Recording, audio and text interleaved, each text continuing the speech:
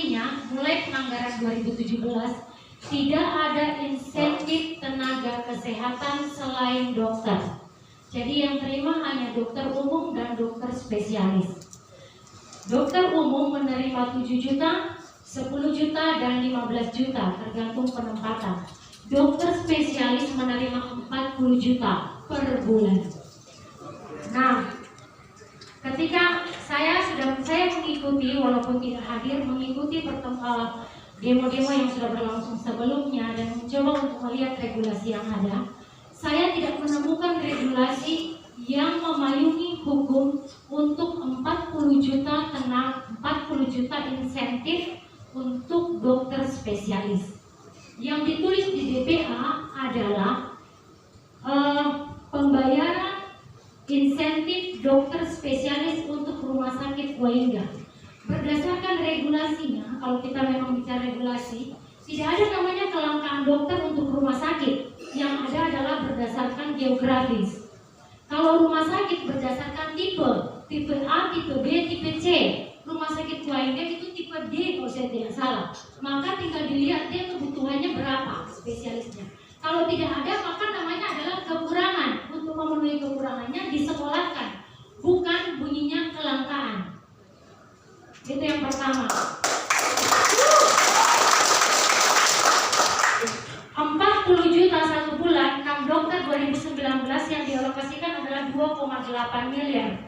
Kalau tenaga kesehatan yang ASN yang jumlahnya tidak sampai 300 orang dianggarkan 1 juta saja satu bulan, kami tidak pernah meminta lebih, Bapak.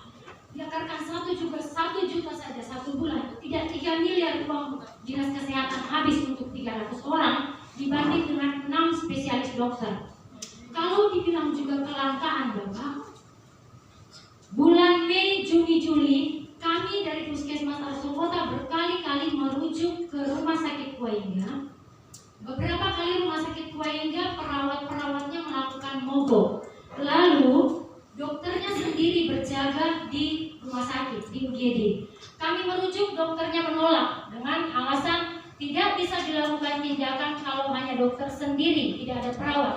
Berarti di sini kelangkaannya seperti apa? Artinya perawat juga dibutuhkan. Maka analisa kelangkaan perawat ini kami mohon diberikan kepada kami. Apa maksudnya kelangkaan?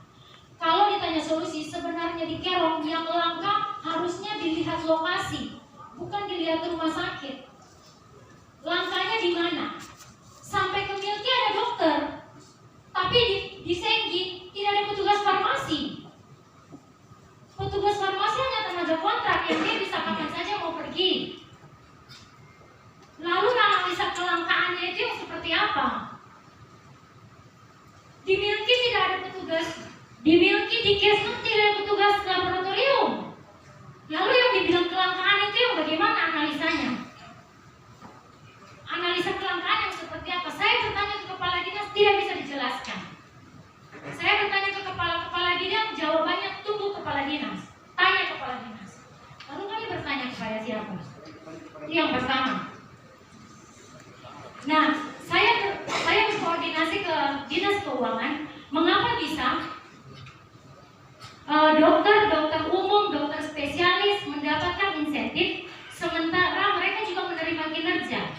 Informasi dari Dinas Keuangan, dokter-dokter ini tidak menerima kinerja, mereka hanya terima insentif dan kinerja itu sudah terinclude di dalam insentif itu. Itu tidak benar. Dokter, saya punya satu dokter yang berstatus ASN di Puskesmas Arso Kota. Dia terima kinerja, dia terima ULP, dia juga terima insentif. Lalu kalau memang kami nakes-nakes selain dokter itu dikatakan pendobelan, apakah ada pengecualian untuk tenaga dokter bahwa mereka bukan pendobelan? Mereka ASN, mereka terima kinerja, mereka terima ULP, mereka juga terima insentif. Kalau alasannya kami tidak terima karena terjadi pendobelan, lalu ini apa namanya untuk tenaga-tenaga yang ini? Sementara kalau dihitung insentif mereka 1 tahun bisa menghabiskan sekitar 6 sampai 8 miliar. Tetapi kalau tenaga perawat mogok di Rumah Sakit Waingga, mogok pelayanan. Itu yang pertama. Maka Bapak, kami mohon dianalisa kembali apa maksudnya kelangkaan profesi ini. Lalu mana regulasi yang mengatakan bahwa tidak bisa? Ada pendobelan. Pendobelannya hanya berlaku untuk yang non dokter. Lalu dokter tidak pendobelan. Mohon dianalisa kembali. Dan saya memang berat hati mau mengatakan bahwa untuk insentif 2018, 2019, 2020, teman-teman nakes yang hadir di sini, kita harus realistis bahwa yang namanya regulasi itu bersifat maju, tidak ada regulasi bersifat mundur. Regulasi itu untuk hal yang ke depan, bukan yang ke belakang. Jadi kita harus legowo bahwa memang tidak akan ada pembayaran insentif ini. Kalaupun ada, itu berarti ada pejabat yang baik hati yang mau merelakan uang pribadinya untuk membayar insentif 2018, 19, 20. Tetapi secara regulasi tidak ada regulasi yang berbicara ke belakang. Regulasi itu berbicara ke depan. Tetapi yang menjadi permasalahan Bapak Bupati yang terhormat, sampai bulan Agustus ini tidak ada regulasi yang dikaji dalam bentuk draft, dalam bentuk SK yang dibuat oleh Dinas Kesehatan untuk menjadi payung untuk 2021 dan seterusnya. Maka kalau ini tidak dikaji dari sekarang, tidak dibuat draft dari sekarang, tidak dianalisa dari sekarang, dipastikan 2021 dan seterusnya tidak juga akan ada insentif untuk tenaga kesehatan.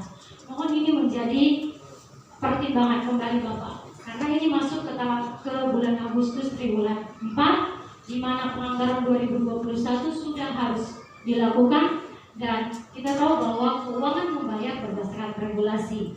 Pada beberapa waktu lalu Kepala Dinas Keuangan sendiri sudah sampaikan di ruangan ini kalau tidak salah bahwa beliau siap membayar, tapi regulasinya apa? Sayangnya regulator yang ada di Dinas Kesehatan, dalam hal ini dalam pimpinannya Kepala Dinas Kesehatan, belum sama sekali memberikan disposisi kepada kepala-kepala bidang yang mempunyai kapabilitas untuk menyusun draft itu, untuk menyusun regulasinya. Tidak ada Bapak. Saya sudah mengeceknya. Apakah sudah ada draft usulan bagaimana regulasi payung hukum untuk teman-teman 2021? Tidak ada. Maka kalau ini tidak ada, berarti 2021 tidak akan ada pembayaran insentif untuk tenaga kesehatan selain dokter. Mohon ini menjadi pertimbangan.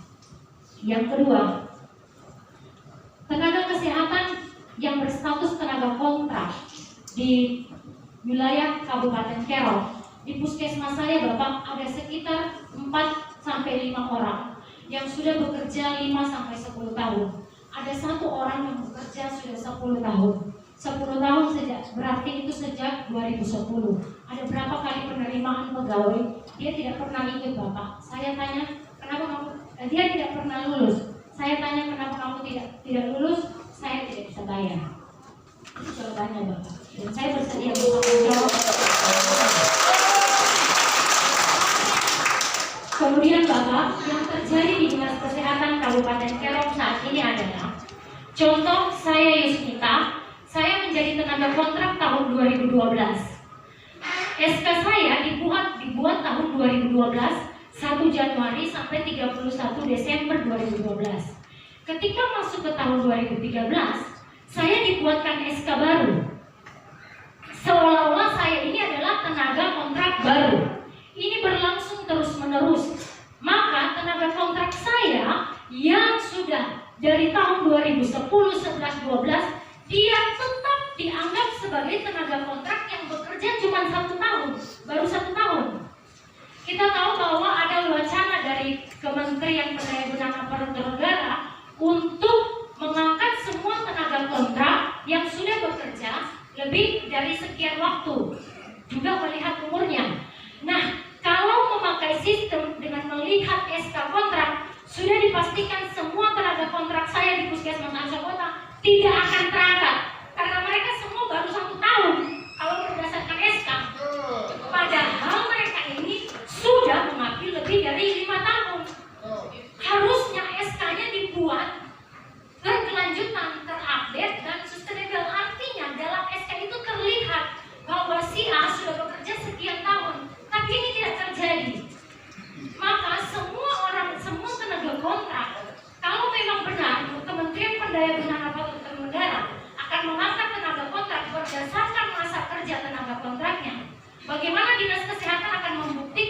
bahwa si A, si B, si C sudah bekerja 5 tahun, 6 tahun, 10 tahun. Sedangkan SK yang dibuat per tahun, SK kemarinnya mati. Ini mohon menjadi pertimbangan. Juga di tempat kami, saya tidak ada beberapa tenaga kesehatan. Saya juga baru mendapat informasi, orangnya langsung menghubungi saya. Ada satu petugas kesehatan Bapak di Towe, saya lupa namanya karena saya baru 1 kali berpapasan dengan dia. Dia anak asli Towe. Dia lulusan SPK, sampai hari ini dia baru lulus D3. Karena kalau petugas-petugas dari Towe turun, hanya dia yang menjaga kampung, menjaga puskesmas. Dia tidak pernah mengikuti tes CPNS karena dia tidak tahu ada tes CPNS. Sekarang dia sudah tidak bisa mendaftar untuk tes CPNS karena umurnya sudah di atas 35 tahun. Dia sudah menjadi tenaga kontrak, dia sudah ada di Towe bahkan sejak lulus SPK tahun 2004. Mohon pertimbangannya, kalau memang ada pengangkatan, dia bisa menjadi urutan yang pertama.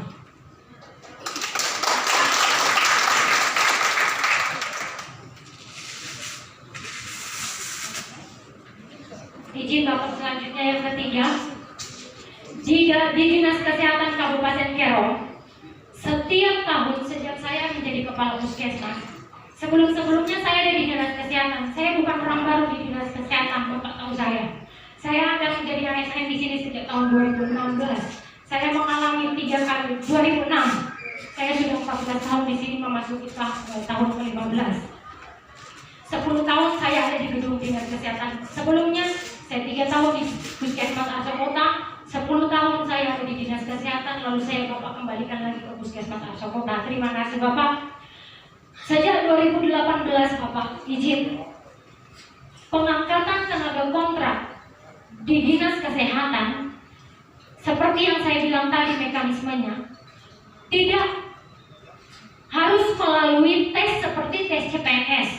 Contoh saya Yusnita, saya menjadi tenaga kontrak tahun 2012 sampai 2018. Sampai 2017, 2018 keluar perintah dari kepala dinas harus tes ulang semua, buka penerimaan, semua tenaga kontrak diputihkan. Ini berlaku sampai tahun ini.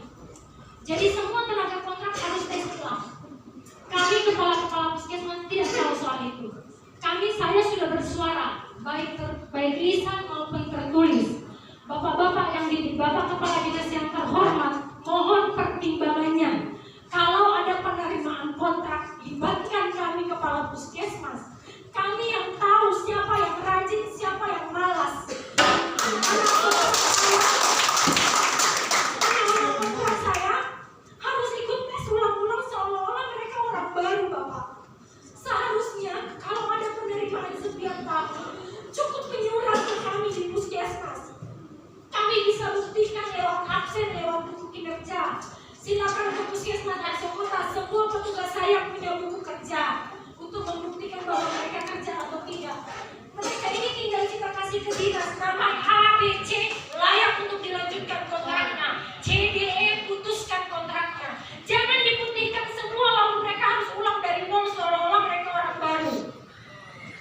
Tapi ini yang terjadi, setiap tahun selalu ada pemutihan. Dan Bapak tahu untuk penerimaannya mereka harus tes seperti biasa, tes akademik, mereka harus wawancara. Direktur rumah sakit dipanggil untuk mewawancara mereka seperti orang baru yang tidak tahu apa-apa, anak-anak yang baru lulus. Padahal mungkin mereka lebih pintar cara menyuntik pasien daripada saya. Mohon ini dikaji Bapak, jangan terjadi lagi di 2021. Kami kepala puskesmas tidak pilih-pilih. Kalau mereka rajin kami akan usulkan, kalau tidak kami akan minta mereka diputus kontrak. Tapi itu tidak terjadi. Diputihkan yang seolah-olah mereka orang baru. Yang keempat Bapak, izin. Beberapa bulan yang lalu di ruangan ini Bapak memanggil kami kepala puskesmas. Kami menceritakan fenomena pertanggungjawaban keuangan yang ada di Dinas Kesehatan Kabupaten Kerong. Waktu itu yang hadir Bapak Kepala Inspektorat dan Kepala Bidang Kesehatan Masyarakat. Saya ingat persis Bapak memberikan instruksi, tidak boleh pertanggungjawaban dulu baru uang keluar. Logikanya uang keluar dulu baru pertanggungjawaban. Di Dinas Kesehatan tidak seperti itu, Bapak. Di Dinas Kesehatan untuk BOK, kami harus tangani kegiatan dulu, baru uangnya keluar.